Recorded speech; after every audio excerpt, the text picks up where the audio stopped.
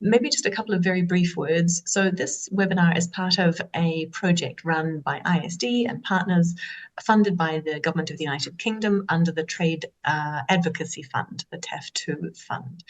And this is a fund that has essentially enabled us to provide confidential and on-demand support to developing and least developed countries who are interested in the investment facilitation and e-commerce joint statement initiatives, those who are formally part of the negotiations and those who are not. We thought in the run-up to MC13, the WTO's ministerial conference at the end of next month, that this would be a good moment to take stock of both initiatives, also because the e-commerce initiative has progressed in leaps and bounds in the last few months. So we thought it would be a good moment to provide everyone with a bit of an update on the process, an update on the substance, and to hear from different perspectives how the negotiations and how the text is shaping up. I will hand you over now to my dear colleague Rashid Kalbkab, who is our Senior Specialist on Trade and Sustainable Development. And he, along with my colleague Rashmi Jose, will walk you through the rest of the agenda. Sincere thanks to both of them for putting this together, and of course to our technical teams for making all of this possible. So go ahead, please, Rashid, the floor is yours. Thank you very much, Alice. Thank you for being with us. Thank you for these introductory remarks, brief but very clear. So it is now also my turn to very warmly welcome all the participants. Good afternoon from cloudy and rainy Geneva, but I'm sure that those of us who are joining us from Africa, Asia, Latin America, and the Caribbean are having better weather. So good morning to you, good late afternoon, good evening, depending on wherever you are. So as Alice mentioned, this webinar on e-commerce JSI is under a project that we have been implementing since early 2020. And this is the fourth phase of the project, which is scheduled to end by end March of this year. We are hoping that this work can continue, but we will let you know about that when we have more news on that.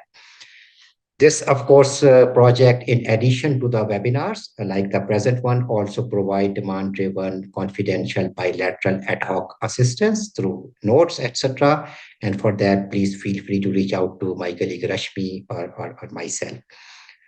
The webinars, we try to situate them at a critical moments, and we do believe that the forthcoming MC13 is such a moment. And it would be appropriate to hold this webinar at this time. We are quite conscious that while there are a number of LDCs and developing countries that are signatories to the negotiations, and there are a number of them who are not, but both groups, many of them face capacity constraints to fully participate or to fully follow what is going on. That's why the objectives of our webinars, like the present one, are provide a concise state of play of the negotiations, to provide a brief analysis of what is going on, and also to provide particularly emphasizing the development dimension, and then have some discussion on that. So this is the same objectives for the current webinar as well. We are very glad, and this will be the structure of the webinar, that we will start with a state of play presentation by our dear colleague, Wei Go, who is a delegate of Singapore, who happens to be one of the co-coordinators of the JSI on e-commerce. Then we will move on, and my colleague Rashmi Jose will provide a more detailed elaboration and a bit of a brief analysis of where negotiations stand. And then finally, we will have two great presenters, two of the participating countries, their representatives, Daniela of Ecuador and Nazneen of Mauritius, who will talk a bit more, particularly on the development dimension, and hopefully we'll have some time left for some question answers. And then finally, conclusions. Let me also very briefly mention some things about the logistics. First of all, as you all know, that we respect the confidentiality, which means that while the presentations will be recorded, your questions, if you take the floor to ask questions or comment, that will not be recorded. So you can be feel totally free to say whatever you want to the participants. There is also simultaneous interpretation. If you click the icon at the bottom of your screen, interpretation, that's where you can see the three buttons, English, French, and Spanish, and you can switch on the button, whatever language you prefer. We will also, after the webinar, the recording and the PDF versions of the PowerPoint presentations, and there are going to be a couple of them, those will be shared with all the participants. Finally, very important point, sometime after 2/3 of the webinar, around that time, one of my colleagues here, Samiksha, will share in the chat a link to a feedback questionnaire. That is very short, will take only a couple of minutes of your time, but please, when that link is in your chat, do take those couple of minutes and let us know what do you think of this webinar. As always, your feedback is very important for us to do things better. Let's move on with our next speaker, who is my colleague Rashmi Jose, who will be the next presenter. She is Senior Policy Advisor at IIST, and she will provide a bit of a more understanding and analysis of this e-commerce JSI negotiations, where do they stand and what is happening there. So Rashmi, you have the floor. Thank you. So my presentation today is essentially going to just really provide a very high-level overview on the substance of the agreement. I'll talk about what are the articles that have been agreed to, and then I'll also provide an article and an overview on the topics that members are still discussing as we move towards MC13. But before we go into the negotiations itself, it is, of course, all useful to remind ourselves that the e-commerce JSI negotiations is not the only process in the WTO in which e-commerce discussions are taking place.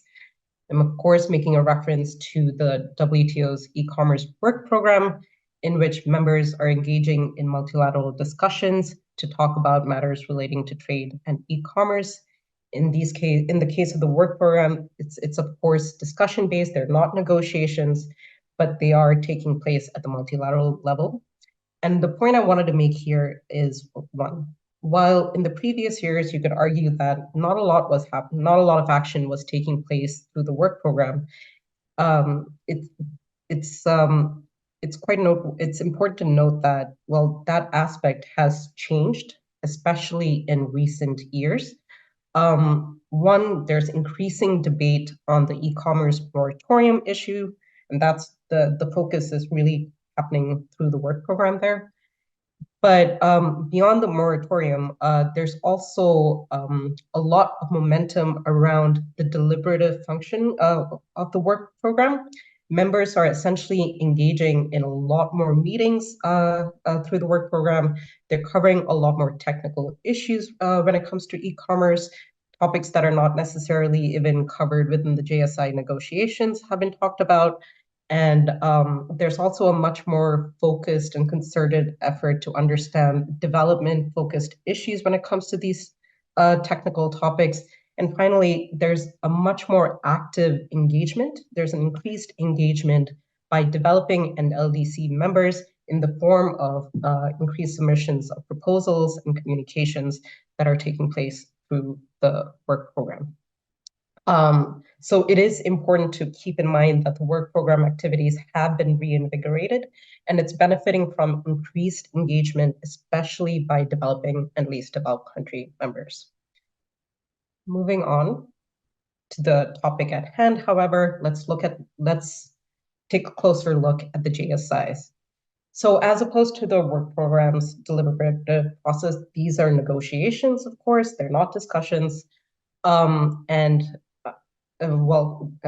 the work program's multilateral nature, this does not include the full WTO membership. Only a subset of WTO members are formally participating in the negotiations to develop an agreement on e-commerce rules. This subset, sorry, I think I skipped a slide. This subset includes a little more than half the WTO's membership base, and those that are engaging tend to be some of the most prominent economic actors. What's important to note here is that there is unfortunately much more limited participation of developing and LDC members in this initiative, especially when you compare it to the other JSI process, the investment facilitation negotiations. And there may be different reasons for this weak participation, but one concern that seems to be the reason is around some members are not willing to take on disciplines on what they characterize as very new issues, and especially given that they have more limited experience regulating on digital issues at the national level, and also in terms of negotiating provisions on digital issues through their bilateral and regional agreements. At the other end of the spectrum, you do have some developing and LDC parties who have chosen to participate, and the reasons they state are they recognize that global that e-commerce rules are going to be a reality given the changing nature of global commerce, and they're looking to engage in the process so as to have a voice in shaping these rules somehow. But the point I'd like to emphasize here is essentially that there is a certain level of discrepancy in terms of the participation and engagement when you do compare the two processes, that it is important to keep in mind. And given the weak engagement within this process, it could have a knock-on effect in terms of the optimal development focused outcomes that can be generated through the process potentially. Moving on to this slide, what I wanted to do, so let's talk about what's actually being discussed within the negotiations itself.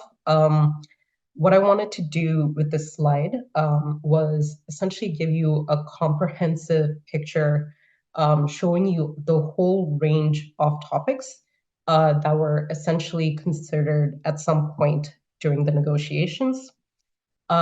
In column 1 here, you'll see these are clean text. These are topics that are expected to be included in the finalized version of the legal text. They've either been endorsed at the plenary level or at the small group level.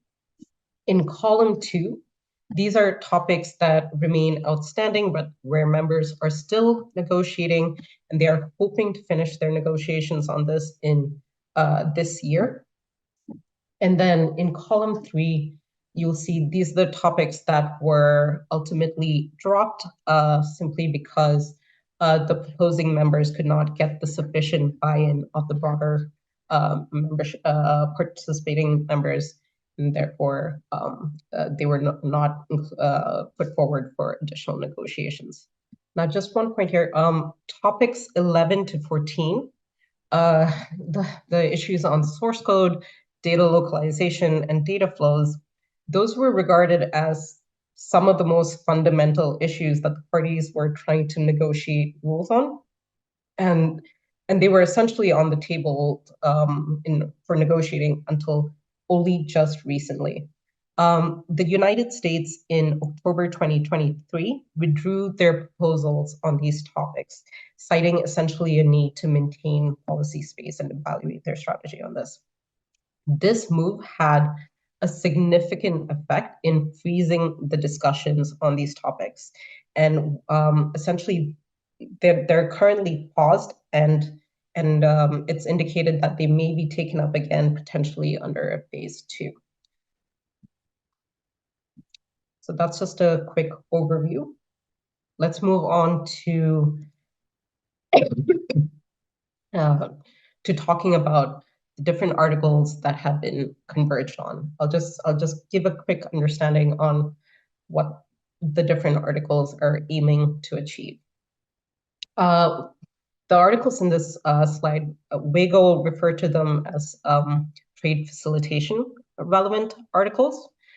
And that's the case.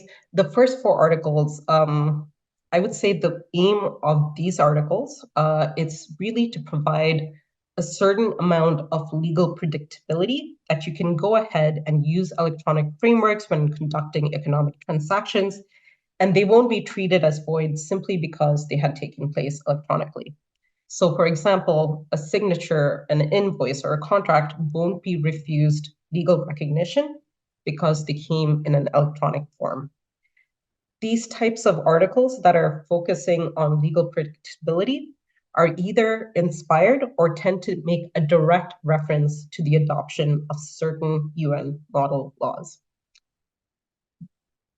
The next two articles in the slide, well, they're essentially the TFA agreement plus type provisions.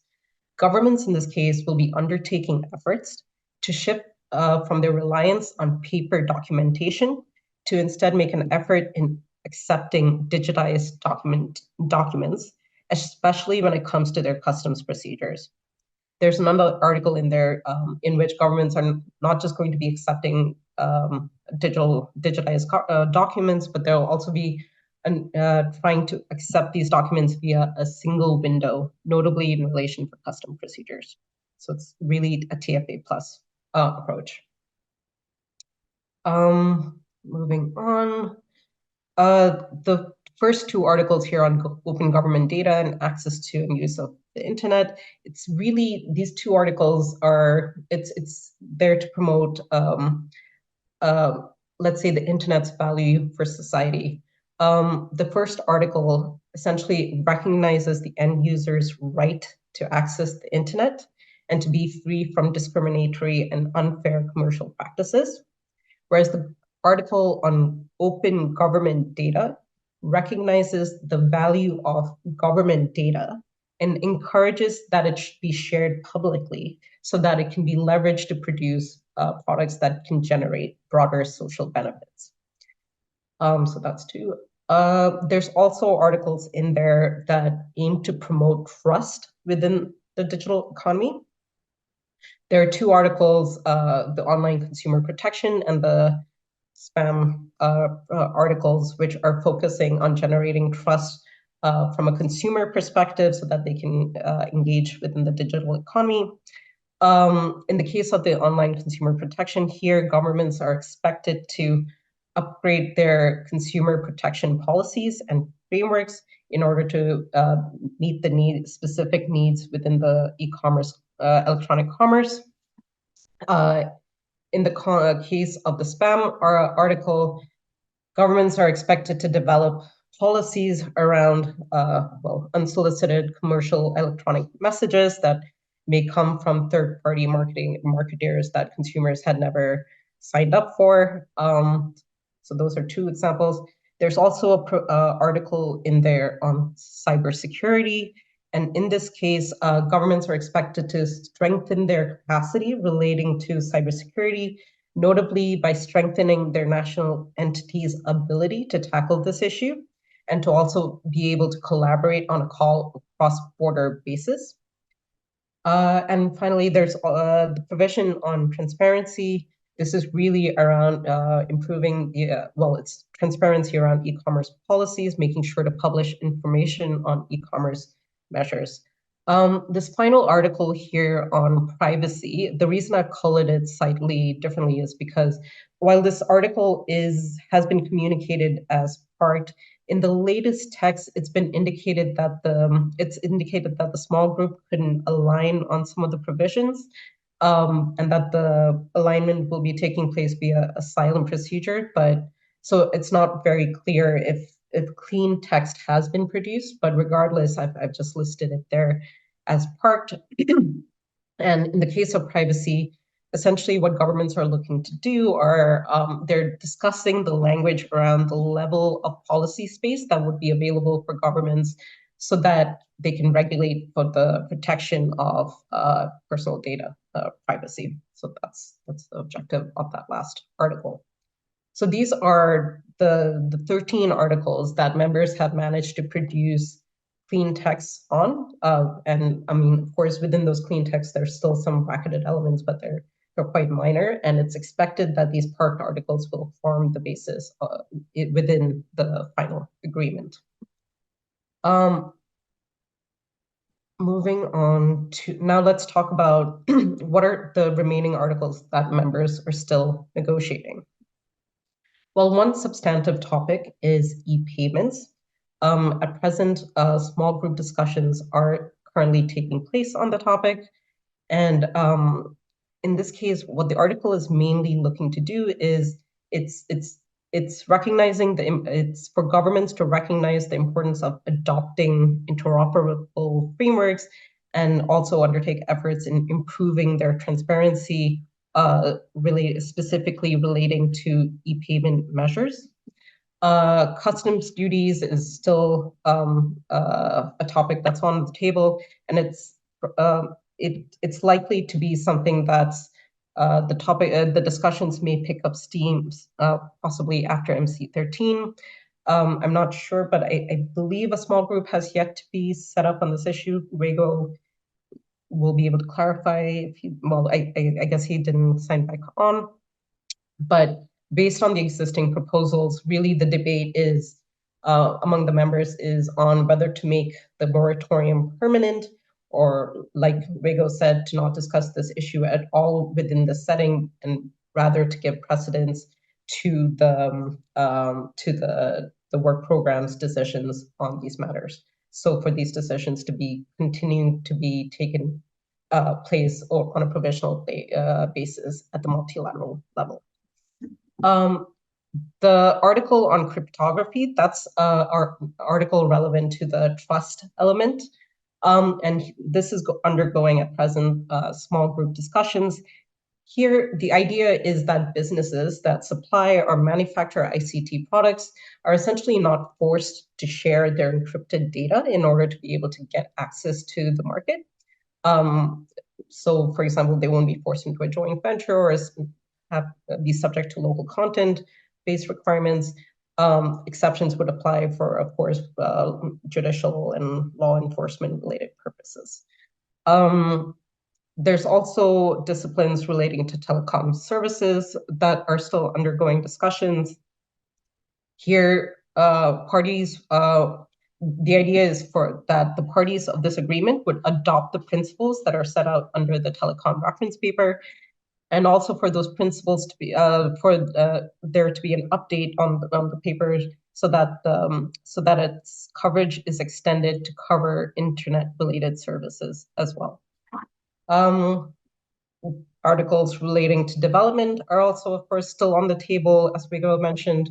And I'm not going to go into detail here because we do have a discussant who'll be delving more specifically into this topic. But just to mention, essentially a new small group has been recently formed responsible for producing a streamlined article on this topic.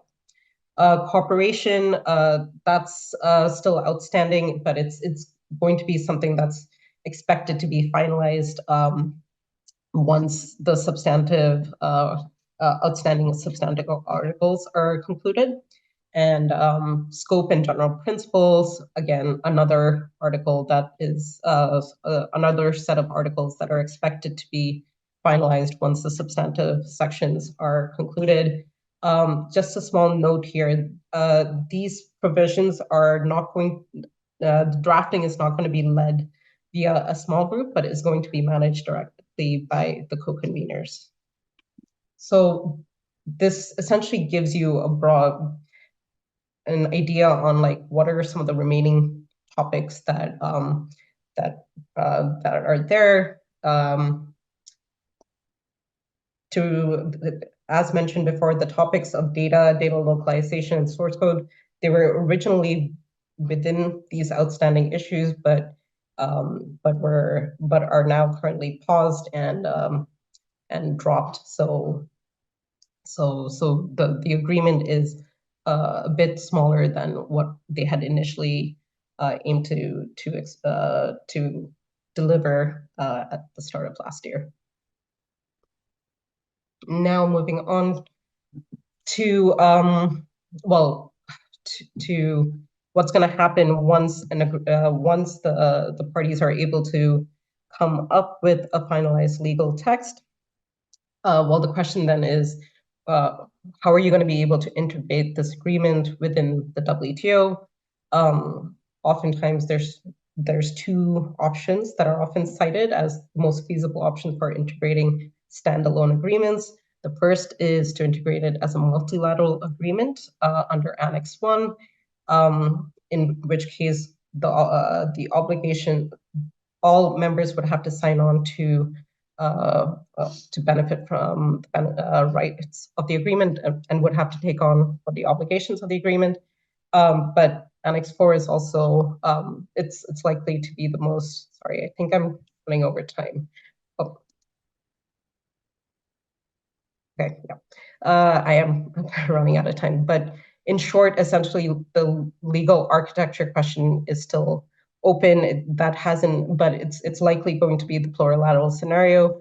But even advancing on that is going to be a very, very challenging matter, just because it requires the consensus of the full WTO membership in order for that option to still proceed.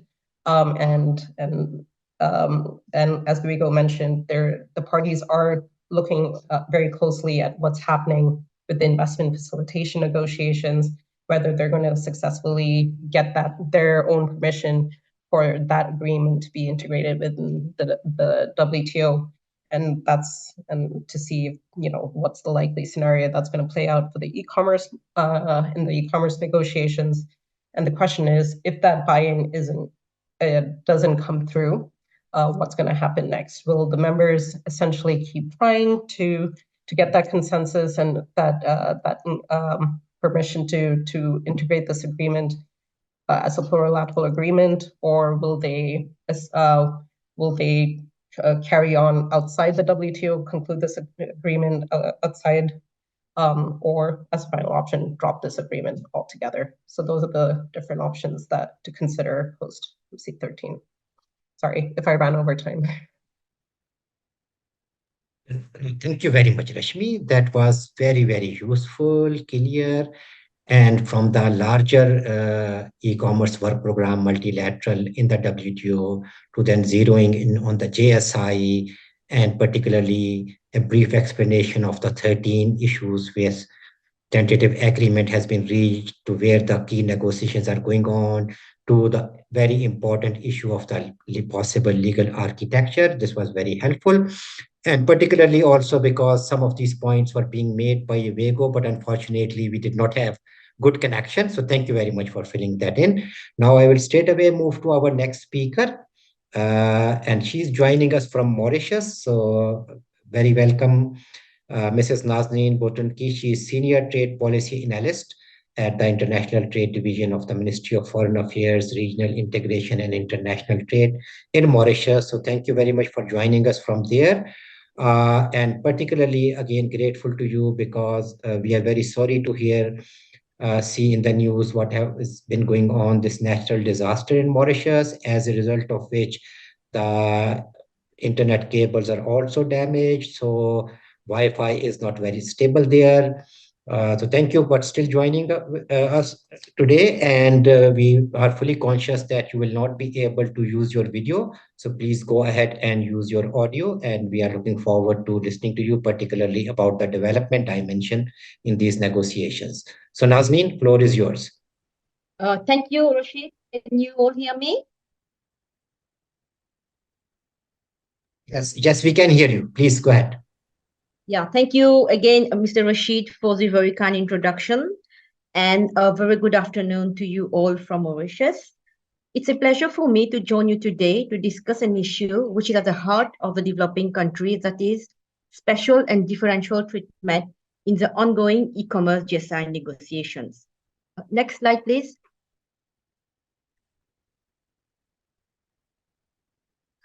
So I will be making a very brief presentation which will cover the following topics: the foundation of a digital economy, Mauritius participation in the WTO e-commerce JSI negotiations, participation of developing countries, special and differential treatment, Mauritius proposal on special and differential treatment.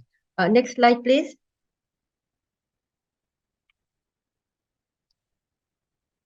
First of all, let us look at what is a digital economy.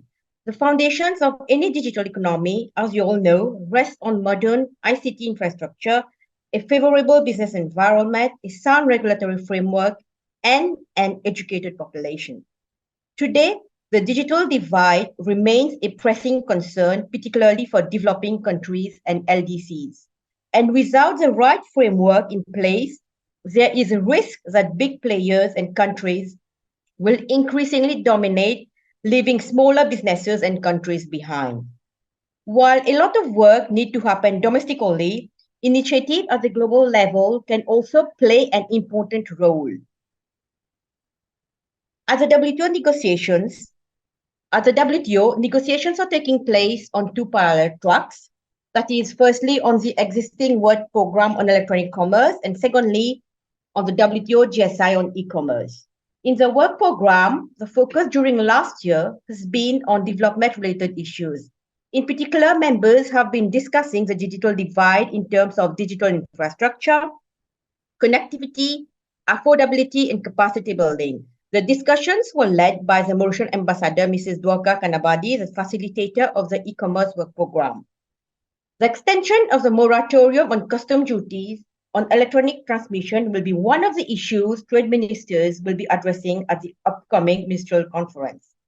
At the same time, we are having key progress where around 90 WTO members are participating in the e-commerce JSI with a common effort to develop rules governing digital trade. The negotiations of e-commerce JSI are progressing rapidly, and we are positive that convergence will be reached on the majority of the issues by the MC13. Mauritius would like to seize the opportunity here to commend the good results achieved in the negotiations so far. Next slide, please. I would like to talk a bit about the JSI on e-commerce, especially with regard to participation of the developing countries. The previous speaker also spoke about it. As most of you are aware, the idea to have a JSI on e-commerce came mostly from the developed countries. When you look at the participation of developing countries in the negotiations, you would realize that some regions remain underrepresented.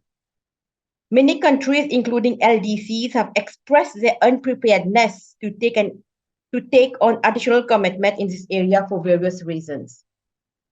There are 7 members from Africa only, and only 5 LDC members are participating in the negotiations. The regions that are least represented in the GSI, I would say, is Africa and the Caribbean countries.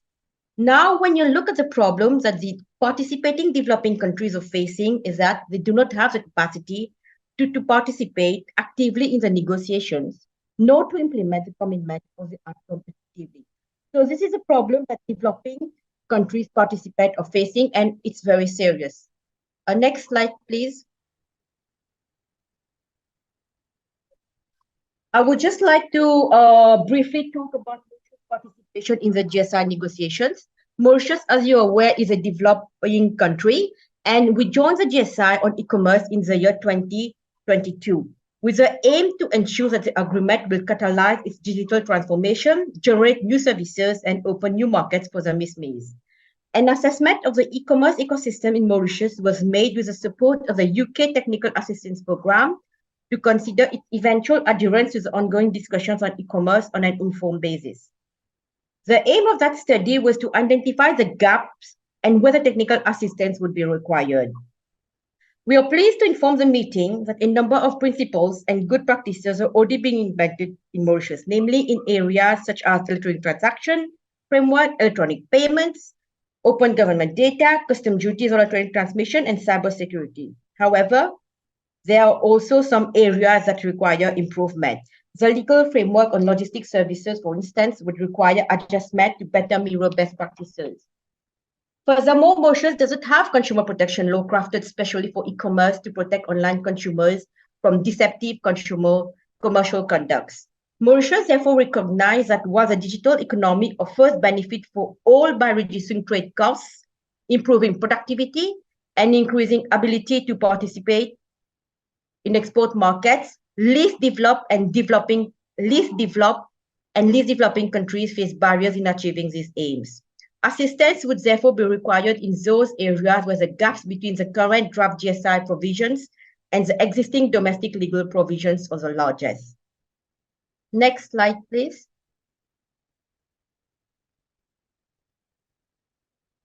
Let us now look a bit at special and differential treatment in the GSI. As you are aware, apart from the benefit that e-commerce has, it also presents serious challenges that prevent developing countries from achieving e-commerce development. The idea that developing countries and least developing countries should have special rights, as you know, has been part of the WTO since its creation in 1995. It is therefore not a surprise that initiatives to promote the expansion of e-commerce should also include a dimension on special and differential treatment for developing countries and LDCs. There are various proposals on the table right now. For instance, one GSI participating country has put forward the need for bridging the digital divide, promoting more research, training, and communication. Others have proposed the provision of technical assistance by the WTO Secretariat and a special fund to support developing countries' integration into the digital economy. Provision in other WTO agreements were also viewed as possible templates, including those of the TFA. A small group has been created at the level of the WTO JSI negotiations to agree on the flexibility to be provided to developing countries. I understand that they have had many meetings, and maybe tomorrow or the day after tomorrow, they're going to have another meeting. Next slide.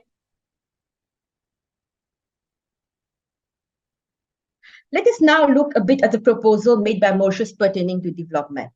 As mentioned earlier, Mauritius has always been in favor of a regulatory framework that will enable all countries, especially LDCs, to fully take advantage of the opportunities that e-commerce provides. Special and differential treatment should help developing countries and LDCs to integrate into the global economy and allows them to do what is necessary to fully benefit from this new trade instrument. This is the reason precisely why Mauritius had, in the beginning of the negotiation, proposed a trade facilitation agreement model that allows for self-designation, that allow for self-designated transitional implementation period and linking of the implementation of some commitments to the provision of technical and financial assistance. A written submission based on the TFA was also submitted by Côte d'Ivoire some years back. This approach has worked very well in the TFA and was welcomed by the developing countries simply because of the revolutionary S&D mechanism that was present in the agreement. In addition, Mauritius also recommended that developed countries and relevant international organizations assist developing and least developing country members to undertake national need assessment exercise to identify gaps and areas where assistance would be required. The reason why we made such a proposal is simply because the JSI agreement that is being negotiated, you would all agree, is a complex one with various provisions that cut across various areas. The need assessment exercise should be conducted by the relevant expert, and many developing countries lack such know-how and expertise. Next slide.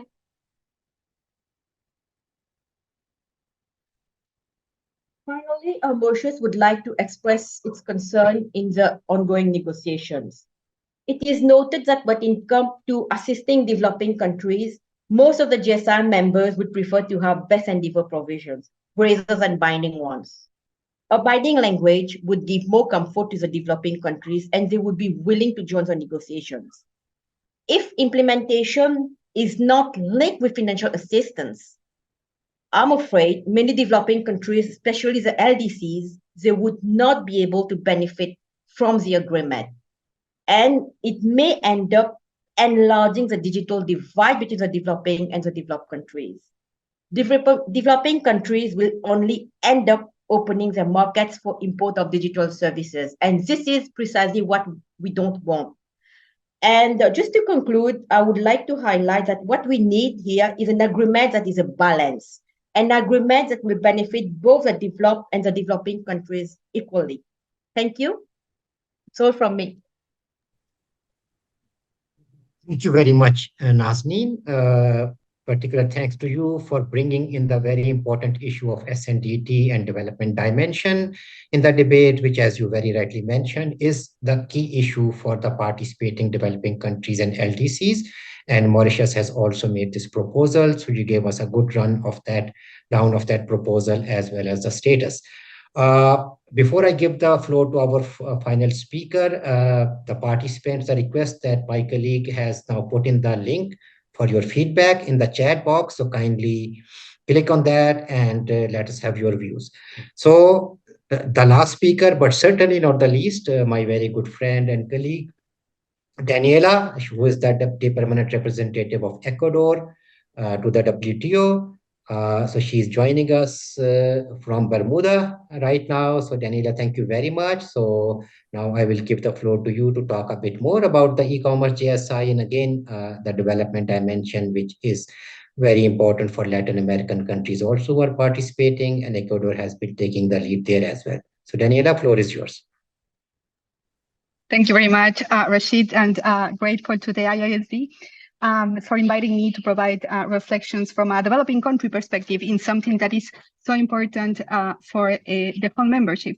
And meaning that also development is important for the whole membership. Sometimes we talk about development being an issue for developing members, but no, it's part, if we want an effective and ambitious agreement, ambition really for Ecuador means to bring everybody to the table and have a diversity of countries signing on and being able to implement effectively a group of norms that I would say are of a new generation agreement. So this is very important for us, and thank you to the colleagues that preceded me. I think they made all excellent points in these regards. So looking at the negotiations of an agreement that is important for all, but it also needs to be effectively implemented by its members and help ultimately to accomplish sustainable development goals, but using trade as an enabler of other objectives that we all pursue. So that's very important. That's a very important precision for us. So the digitalization of the economy, as we have mentioned as Ecuador, is a priority, and it must be a multilateral shared goal. There are different efforts towards digitalization, and certainly the e-commerce negotiations is one of the most important ones, as we are advancing in a framework of norms that will boost trade in different areas. So e-commerce for us is crucial to boosting our economy, supporting SMEs, and investments with a gender and an intergenerational approach. This is an opportunity as well when we talk about new norms, as we are, I might say, like it's a great privilege to be participating in these meetings because we are creating norms. And we have an opportunity to have also to take into consideration gender and intergeneration and young people when we think about how we're going to implement norms that will work for them. Sometimes provision doesn't have to say gender to be really useful or to support women leading businesses, for example, to thrive. And it goes hand in hand with digitalization goes hand in hand, as I mentioned, with trade. Digital trade, I mean, being an enabler of other goals, including that of some of sustainable development goals. So e-commerce has a huge potential to contribute to closing our digital divide through trade, building an inclusive, open, trustful framework that works for all of us in our diversity. And coming from what Wego mentioned, and also Mauritius and ISD, we have a tough year. 2024 is critical for all of us as we prepare to carry out negotiations with the co-conveners' guidance towards an effective agreement that will need our constant dialogue, but also constructiveness from all sides. Being this a member-driven process, of course, is key to ensure progress this year. And there are many challenges alongside this, as we see. This task, as I mentioned, requires joint efforts, inclusive norms and cooperation mechanisms, capacity building, financing, and technical assistance, as it was mentioned, and having in mind that we're dealing with a new generation agreement, as I said, with norms from privacy to cybersecurity and cryptography, of course, in the context of e-commerce. And what does it mean? It's important. And understanding that it's even a challenge as we advance in the negotiations. We have been also creating capacities, have been and that's very important because we have shared our understanding of how these issues work in the of e-commerce. So as this is an opportunity,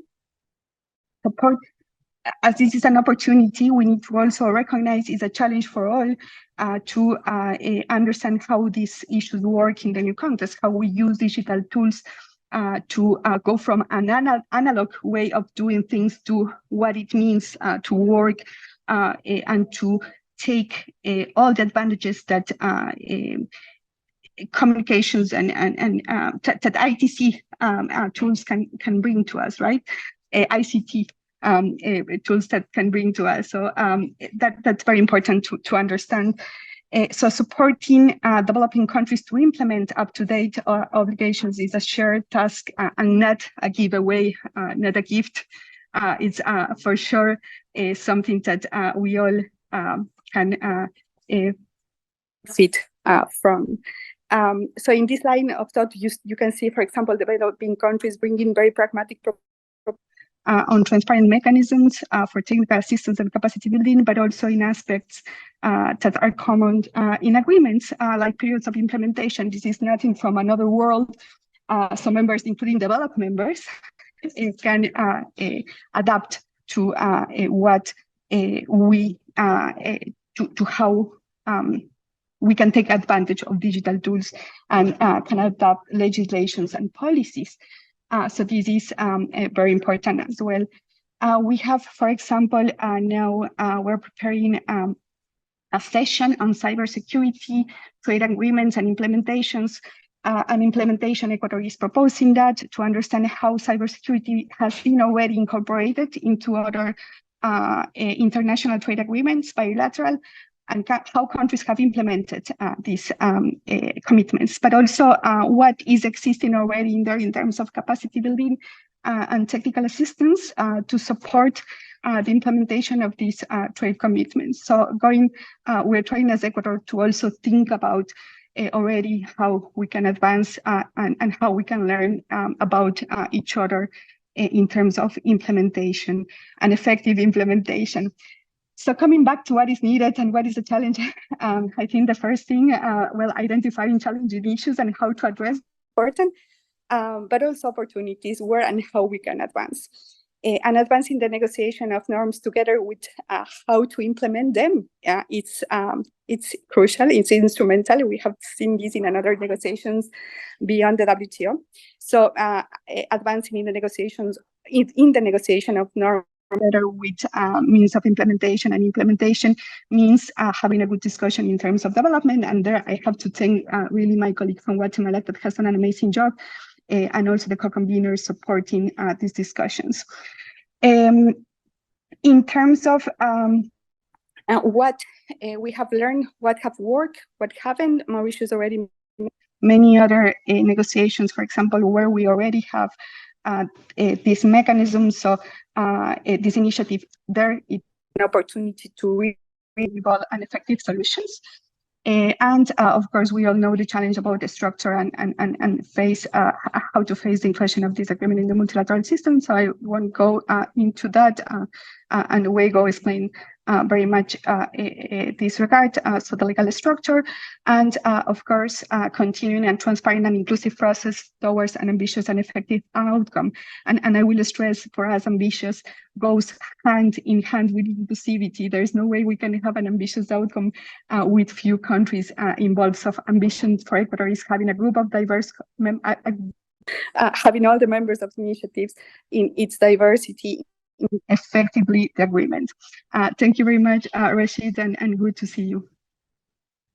Thank you so much. Thank you so much, Daniela. And I am grateful that you provided several very important, I would say, additional points like the importance of e-commerce for SMEs. And particularly, I greatly appreciate that you brought in the issue of gender and where e-commerce can play a balancing role to help in gender equity and equality.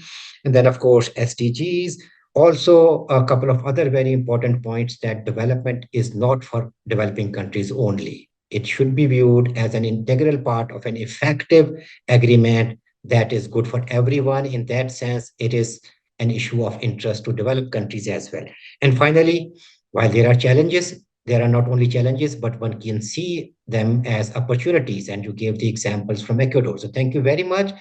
So with that, we are signing off, wishing you all a good evening, good late afternoon, good mid-morning, and wishing you the best in all your work, and hoping to remain in touch with you. Thank you and goodbye.